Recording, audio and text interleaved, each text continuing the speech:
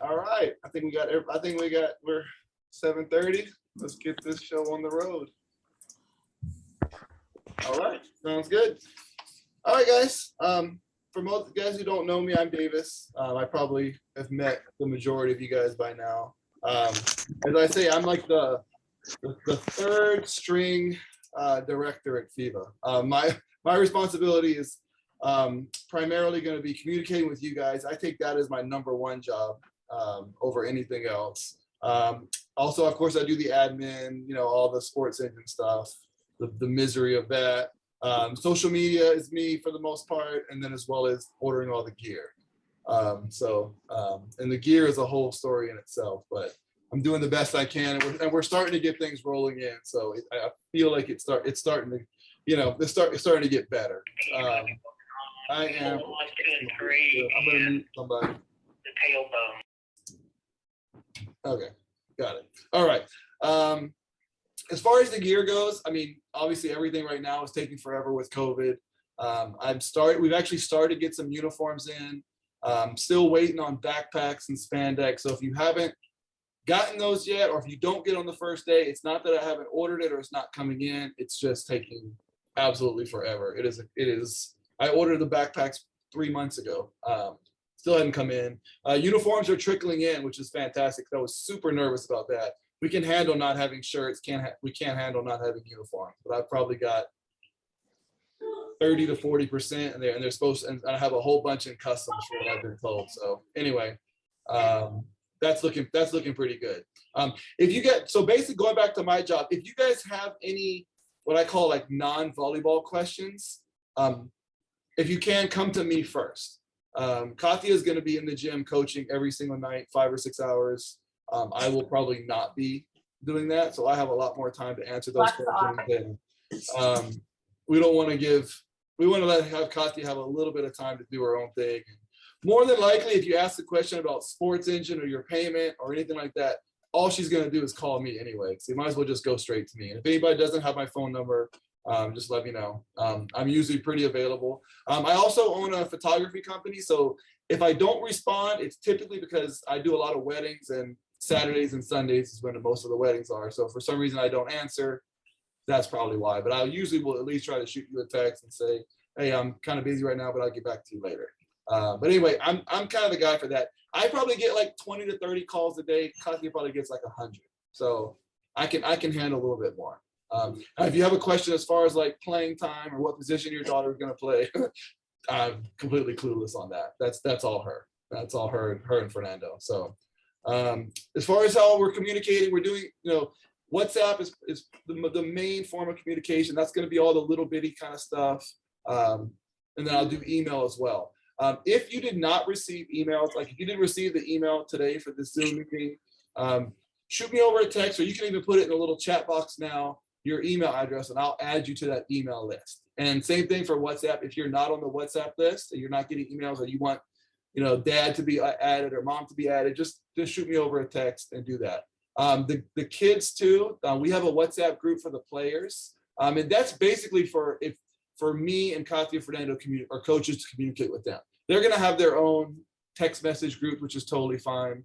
But we're just going to be doing the WhatsApp group to them. So we don't have a lot of their phone numbers because we don't have their phone number. So if you can just text me or text Katya their phone number and their name, and we'll add them to the group. That way they can get that kind of like, critical information going that way. Paperwork is really great. I've only got one person in the entire club who hasn't done their paperwork. So I am super happy about that. 165 people and only one not finished. That's excellent. We do have the refereeing courses coming up that are available now. According to my daughter, there's 4 courses.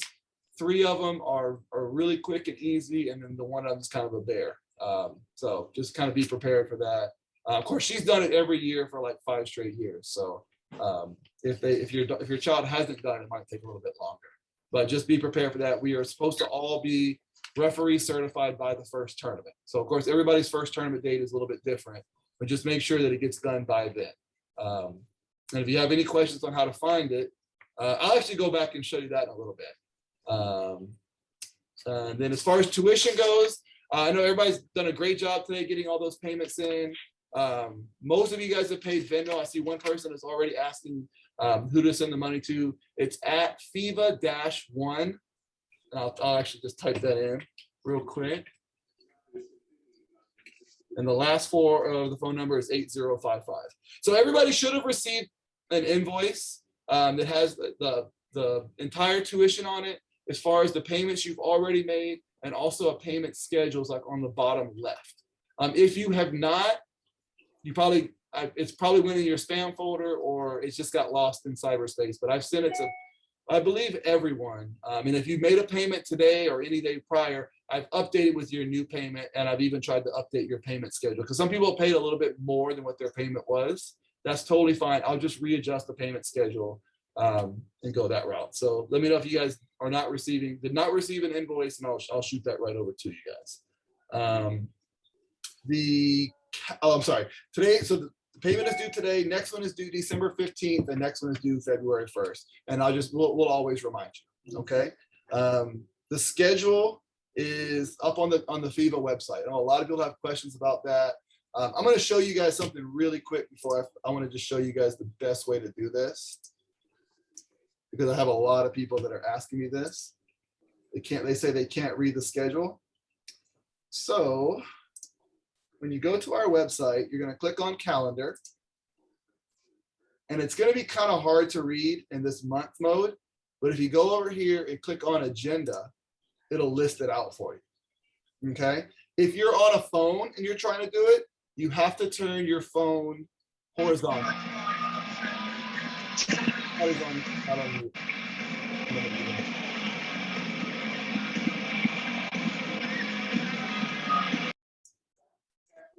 Okay, good. All right. So anyway, just understand that schedule is a little bit fluid, especially right now. Mary Help has gave us a list of about 10 days that they're not available, that they just hit us with. So you're going to see there's going to be some changing in the schedule coming up. We are working. Go ahead, I already changed it. So you did change it? Yep, everything is good until February. I am updating February, but November, December, and January are all set, and they will not be changing. So we did it today. Allegedly. It should not be changing. That is it. Just understand that I know that in many clubs, if you happen to have a Friday practice and you have a tournament, then you just miss your practice. I don't like to do that. So there are some weeks that we have to change it so we can fit all those teams in, so they can still get their 2 days in indoor and their beach day. So we can always have our tournaments. The only time we don't do it is if we are going away to Big South and we're leaving on a Thursday morning. You're not going to get in 3 practices Monday, Tuesday, and Wednesday. I'm leaving on a Wednesday, so you won't be able to get those in. But for the most part, they're all set, and I should be done with February, March, and April by tomorrow. So, okay. Good. And if you do catch us an error on the calendar, it's probably going to be because of Katya, because she put in January, February. It's usually going to be like an AM PM situation. Like she put there's no 8:15 practices in the 8:15 in the morning practice on Thursdays. But please let me know, because I'm kind of OCD about it. I want to get it fixed too. So if you do see an error in the calendar, don't hesitate to reach out to me, because we put in hundreds of events, and I'm impressed that Katya has actually learned how to put it in the calendar, but we both made some mistakes. So it's just kind of part of the process. I'm going to kind of go over practice expectations. This is pretty good for the older group. You guys pretty much know the drill. You guys most of you guys have done this before. But I will say, like, on the first day of practice, Katya, you want to kind of go over what's going to happen on the first day of practice? Yeah, so guys, we're going to do a lot of the paperwork and just get done with all the commitment forms and the medical releases that we have to have for the kids to have a copy in their backpack as well, and us to have a copy. So we will get some of those, because we probably have only 20%. So we'll have all copies for that. We're also going to take your measurements for your height, your approach reach, your standing reach, and your block reach. We're going to do that 3 times during the season. So we'll do it on the first day of practice. You're going to do it again in February or end of January, and then again in April. And we are hoping that all the kids will be obviously reaching higher. Some of our kids have, most of our kids, since this is the older group, they have already peaked. I don't see any 17 or 18-year-olds going to grow anymore for girls. So whereas my 11s and 12s, they're going to grow a couple of inches, so they're going to reach a little bit different. But we do want to make sure that we are increasing that and getting better at that as we practice. We do offer jump training starting next week on Tuesdays from 5 to 6 and 6 to 7 at Sand Life. It's an hour. It's $25 for a package of 4. I extremely suggest that you do it. My kids have done it, and my daughter has increased 4 inches in the last year. Yep. So that is huge for her. And so we will continue to do it every Tuesday. We will be there. There's only 6 spots per hour. If I fill up those spots, then we'll add another day or another hour. But right now it's only Tuesdays from 5 to 6 and 6 to 7. And I will send out an email for that. So that's what's going to happen on the first day. Our assistant coaches are going to be taking all those measurements. We're going to do all the commitment forms, and we're going to hand out. Davis will be there as much as he possibly can because we've got 3 gyms. He'll be there handing out all the gear, the backpacks, anything that we have, as well as uniforms. So it's a little bit of an admin while the coaches are coaching. So kids are going to be coming in and out of that practice, getting their stuff, and parents will have all that information. So that will be the first week of practice. It is a little hectic. The only team that has a tournament the first weekend is our boys. Okay. Okay. Let me see. I'm trying to.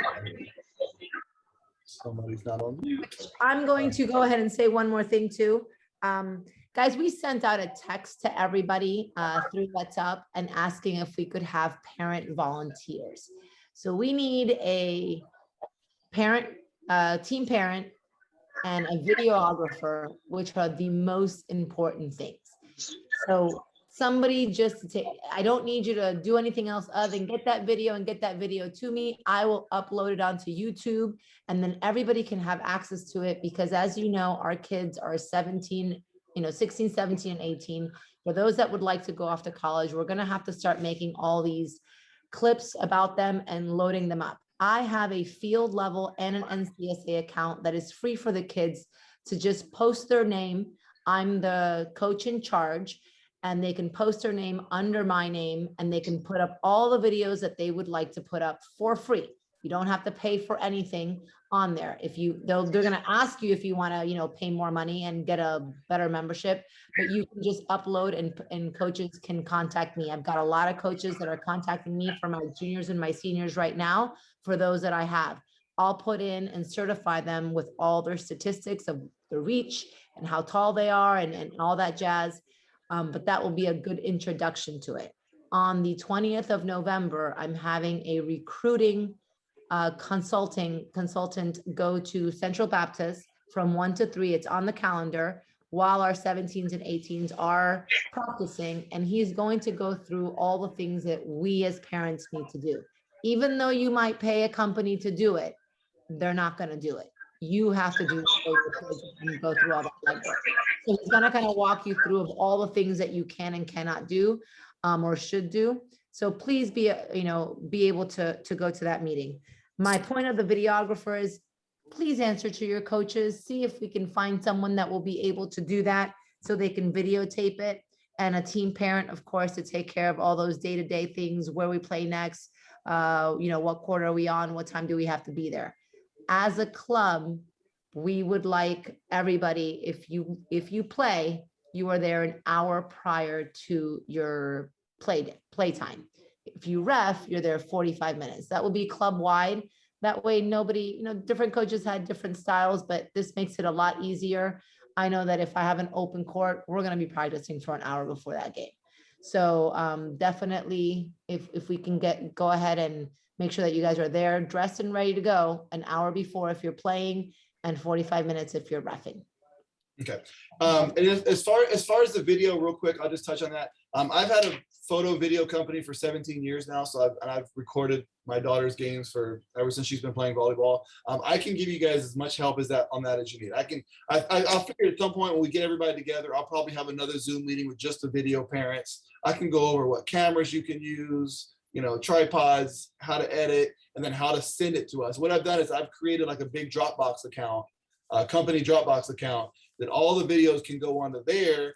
I'll take it from there, upload it to YouTube, and then as well, everybody who wants those videos for themselves to make their own highlights, they can also download from that Dropbox. So it's going to be just one big club-wide Dropbox that we can all share.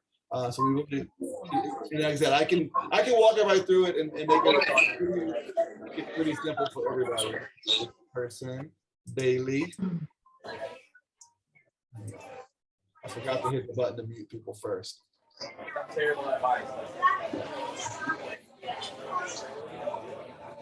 Okay.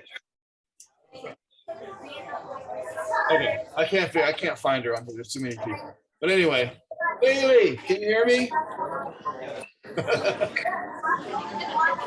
Melody's here. Okay, hey Melody, I'm gonna mute you, okay? Okay. Okay, sorry about that. All right, so going back to practice expectations. On the first day of practice, I also will have a bunch of Nike t-shirts. Those have been super hard to come by, but hopefully we're going to be stocked up the rest of the year. When you guys come to practice, this is pretty obvious. We want everybody to come on time. When I say on time, it's dressed with shoes, knee pads, ankle braces.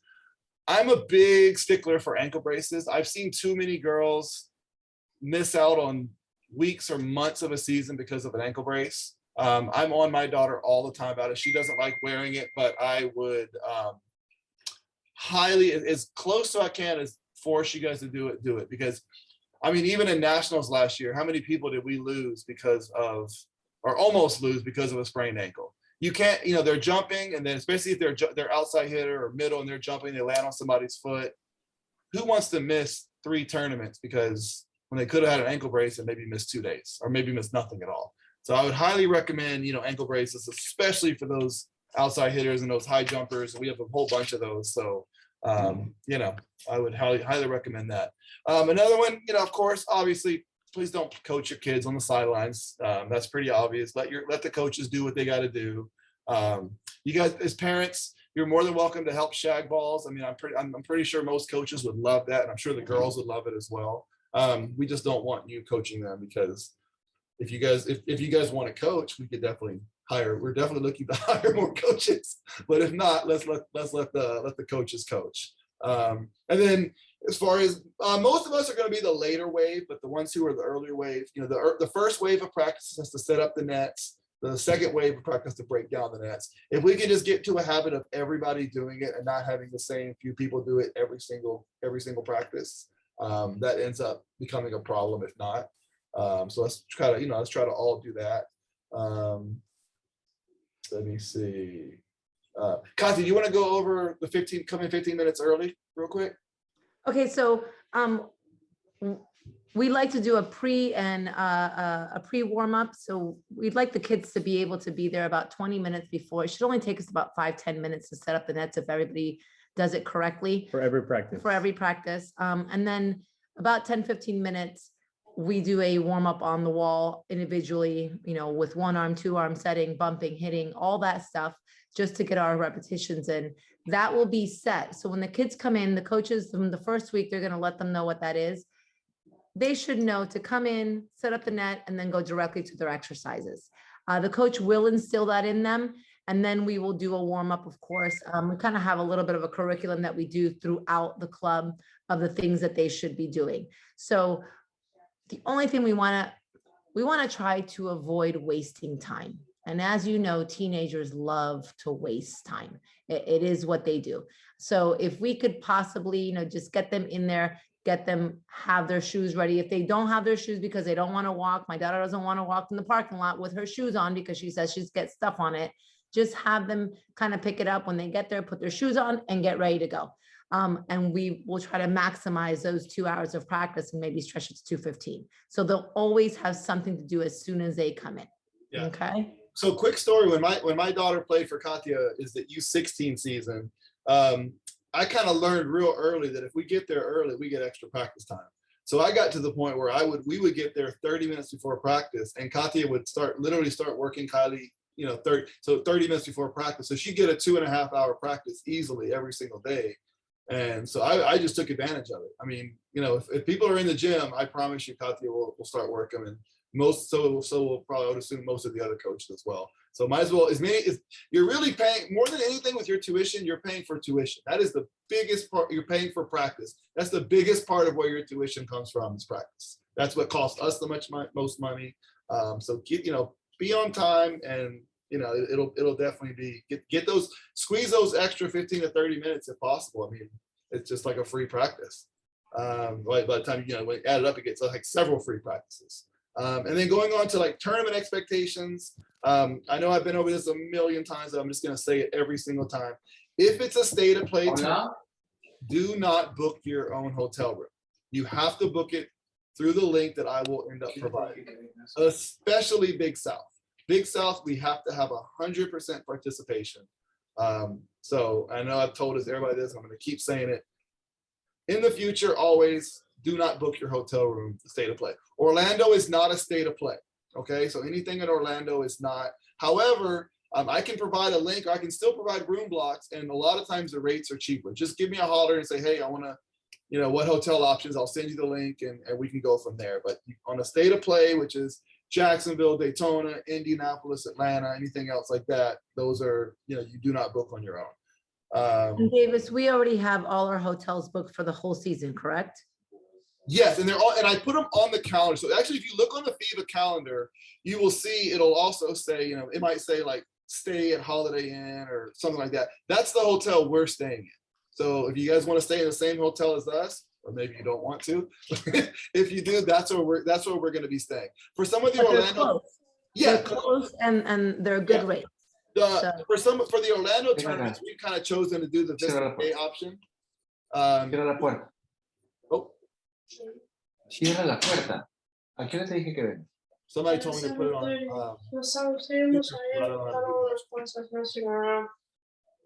me a second. I just gotta find them. ¿Quién está acá, me dices? No, está acá. Okay. It's in the top right, Davis. If you hover over that speaker. I see it. Okay. I am a speaker view. Y otra cosa. ¿Qué hacías en River? Piensa antes de contestar, ¿ah?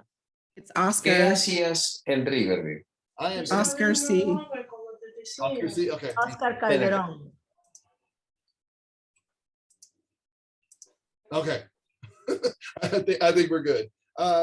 So yeah, for tournaments, same thing. ¿Eso es un long way? Arrive on Oscar. No, piensa antes de contestar. Tú vas por acá. I'll text him. I got him. I found him. Okay. Okay. So yeah, same thing for tournaments. Katya told you what the club wide thing is going to be. 1 hour before if we play, 45 minutes before if we ref. Same thing. Just, you know, be on time.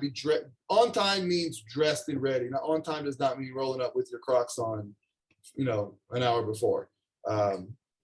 And then, okay, the next part I'm going to kind of tell you is, if anybody has seen me at the Wharton game, especially the last Wharton game, I'm the last person that should be saying this, but this is a do as I say, not as I do situation. When we come to a tournament, okay, I'm going to backtrack a little bit. We would love for everyone to wear FIBA gear, the parents especially. You know, they're comfortable, they're nice, you know. However, when you wear this shirt, you do represent the club and everybody knows where you're from. Okay, so that being said, do not berate the referees, all right? Especially the kid referees, the line judging and the scores table and all that kind of thing. It doesn't do us any good. And just remember, those guys are, those kids are kids your age. None of us would want a grown man or a grown woman yelling at our kid, you know, when they make a bad call or they're not paying attention. You know, so just be aware of that. Again, this is a do as I say, not as I do thing. But, you know, we don't want to have that reputation as a club that is just hammers the refs over and over and over again. It really does not look good. When you see it from the outside, you'll see it. But when sometimes when you're on the inside, you don't really realize how bad it looks. But it does look pretty bad. So just kind of basically just represent the club well. You know, that's the main thing. Be supportive of your child. Be supportive of their teammates. So we just want not talking, nobody, don't want people to talk negatively about each other, or even your opponents, that kind of thing. Let's try not to do any of that. Pretty self-explanatory. Does that lead you into social media? No, I'm not there yet. I'm getting there. But I am gonna say, when we have to ref, like the last game, everybody has to stay. Okay, everybody tries to sneak away if they're not having to ref. Play as a club. What is it? Play as a club. Ref as a club. We are all together. We all come together. We all leave together. Okay, so no, do not ask to leave early. Do not. You guys probably all know because you're older. You can't make plans if you have a morning wave. Don't make 3:30 lunch reservations. It's not going to happen. It's going to run late. So just, everybody's got to stay and ref. And then of course, for the schedule for the tournament, I am not going to be sending out messages to every team about their schedule. That's going to be the team parent. But I also, all the other parents can help out and double check and make sure that, it's being read correctly. You guys have probably all done it a million times, so it's not too big of a deal. But for the younger kids, it's kind of new for them.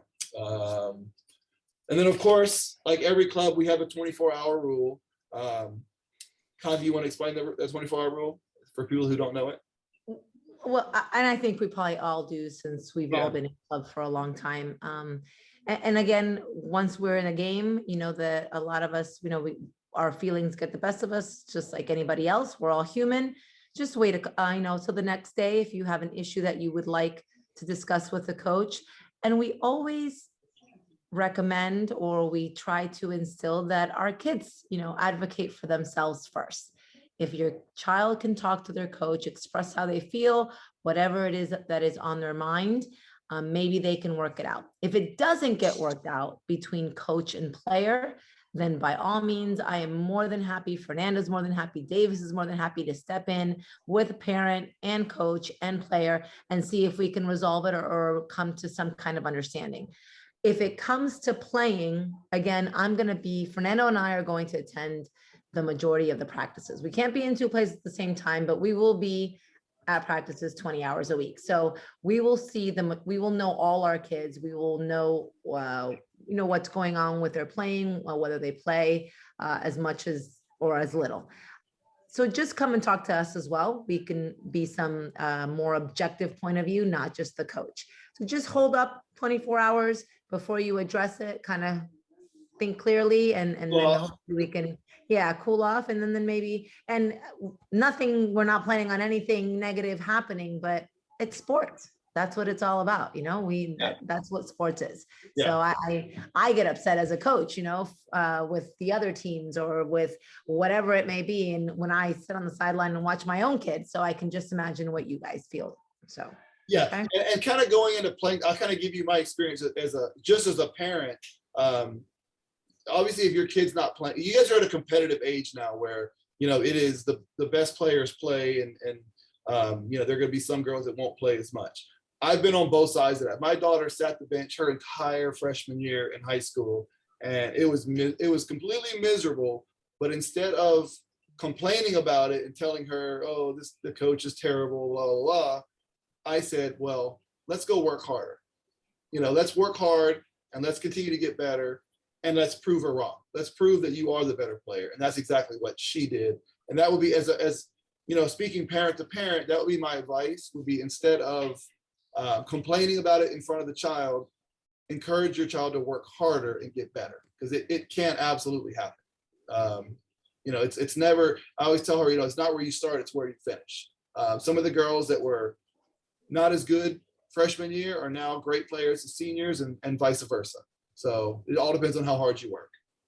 And parents, our club motto is that when you are at a younger level and a lower, not a younger age, but a lower level, everybody will play. Unfortunately, at the Open and USA level, not everybody plays. You have to earn your spot. So I'm coaching the 17 Open and the 17 USA team. You have to earn your spot. If you're not one of the best people out there, you're not going to see the court. You are on an open team and we're there to compete. Now, If it's my 13 regional team where we've all been playing for 6 months, we're all going to play. It doesn't matter how good or how bad we are all going to play because we all need that option. Once you make a higher level team in that age group, that is when you have to compete for that spot. So we have lower level 16s and 15s teams. They will all play. Our higher level ones, they have to compete. Okay. Yep. And then of course, other things, this is not obviously mandatory, but for me, I always encourage that the teams go out and bond. So eating meals together, like if you have PM wave, we would always go eat lunch, before the tournament, or if you have AM wave, go out and eat dinner afterwards. It's really good. It really helps the girls bond. In particular with the girls, they just tend to play better when they're bonded, when they bond and spend time together. So I would highly encourage, doing that. Obviously, it's not mandatory, but that'd be something I'd recommend. And as well as staying in the same hotel, they'll have a lot of fun together. I think my daughter's favorite memories are not from actually playing volleyball, but from staying in the same hotel and going out to eat.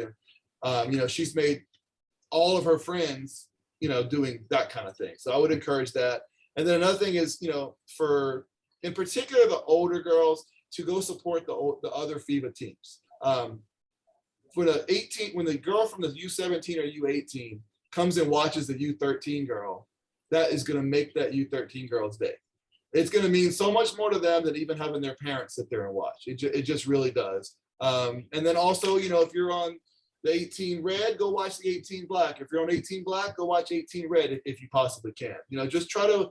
We really want to have like a family atmosphere in this club, and not just we're on our own and who cares about the red team or the black team, or we're just going to do our own thing. We want to, if you can, come support each other, because that's just gonna bond us all together, and we're gonna have, the whole idea in this is to get better and have fun, and so that's really going to help that, and it will mean a lot to those girls. It really, really will. Let me see. COVID policy. Oh, it's the part I hate. So we all have our, everybody has an opinion on COVID and the vaccination, but all we're going to do is we are just going to follow CDC guidelines. All right. There's different guidelines for vaccinated versus non-vaccinated. Okay. And it essentially has to do with, the main difference will be the quarantine issue. So if your daughter is not vaccinated and she comes into contact with someone who is, she has a 14-day quarantine. And she can get tested. She can get it shortened by getting tested within 7 days. Okay. Let me see. I'm sorry, 10 days, not 14, 10 days, excuse me. And if you're vaccinated, you do not have to quarantine as long as you don't have symptoms. But you still need to get tested 5 to 7 days out. Okay. So and as far as, if there is some kind of like an outbreak in the club or outbreak in Tampa, we may have and this is going to be in particular before a big tournament, we may have to go to mass. For example, we're going to India. Some of the black teams are going to Indianapolis in March. If COVID starts to pop up a week before, we may go to mass because I don't want to lose that tournament or go to Indianapolis with 6 girls.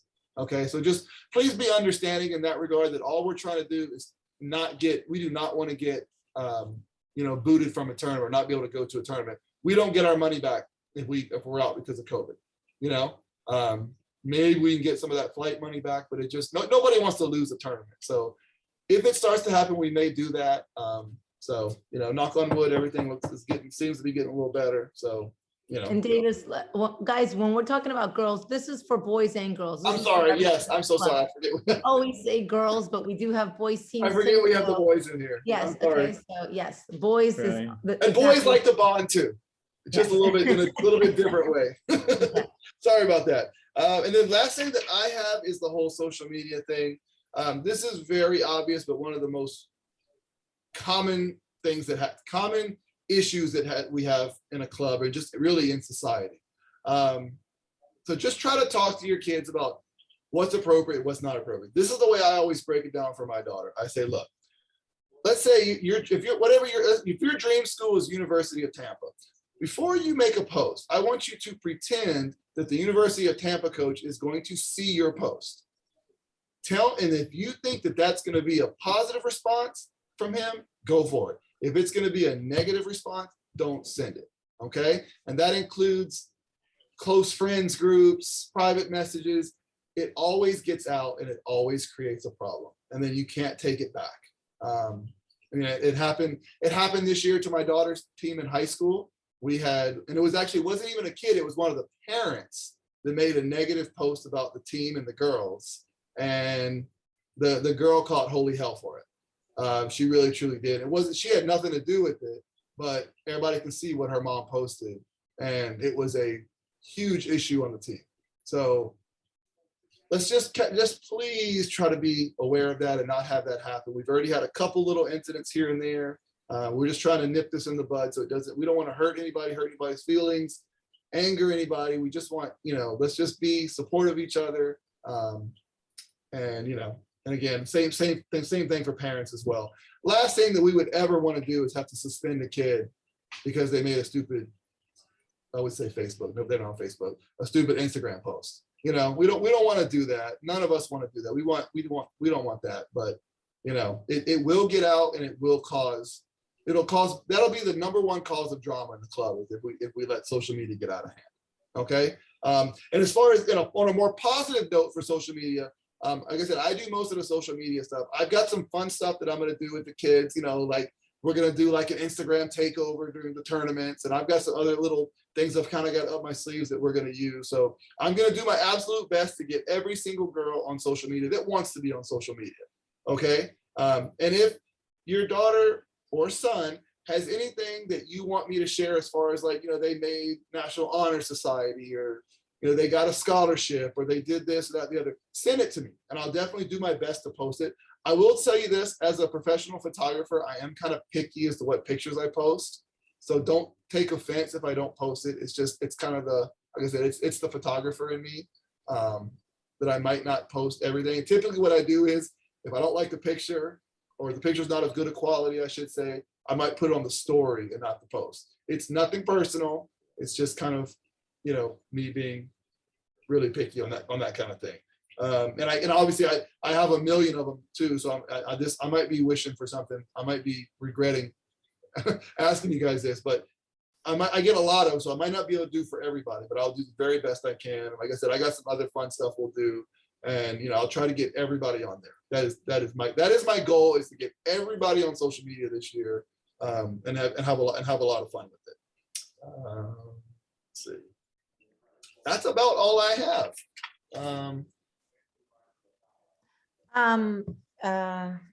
Yeah, I think that's it. Parents, please think about volunteering. It would be great to have a parent for everybody. Let your coach know. Okay, we start next week. I will have the schedules completed all the way through April and May by this week as well. Jump training starts on Tuesday, and we will have some privates here and there that are also posted on the calendar. You can see some of the private dates. Most of the privates, we've got about 3 dates for privates, or 4 dates for privates before February. And then in February, we will have them every week, a couple of hours. So if you are interested in those, you can just text me specifically. It tells you on the calendar what the private is for. You've got setters, you've got pin hitters, and you've got middles out there. So just let me know about that. And we look forward to a great season. Always, we're always available. You can text, you can call. Davis and I do that all day long. So once season starts, it gets a little bit more hectic. So try to hit him up for anything that has to do with admin stuff or Sports Engine and all those tuition payment questions. And you can pick my brain for anything that has to do with coaching. Okay. And I will try to do it. I'm not going to do it yet because I think it's too far away. Probably like a couple days before, I'm going to send you guys another email, also resending you all those 2 paper forms that you need to fill out, the medical release form as well as the player commitment form. So you can, if you can, go ahead and print that out and just bring it. Have your daughter bring it with her. If not, we'll have copies. So if you are a parent, and if your kid is coming on their own, they need to have that paper with them when they come. Okay, the medical release form has two paper. It's the same thing twice. It's 2 copies. One goes to us, one goes in their backpack. Okay, so I will send those to you and anything else you guys that I can think of that you guys need. And then like I said, uniforms. We'll see how much they come in. If I got a bunch of uniforms, I'll pass them out right away. If not, I might hold off for a little while. All right. I All think right, guys. that is it. Does Okay. anybody have any questions? Anybody want to jump in, ask a question? Awesome. Well, you guys know it all, so we're good. All right. Thank you Thank you. guys. Thank you. All righty. Bye-bye. Night. Good Good night, night. guys. All right. Bye, thank you. Thanks. Thank you.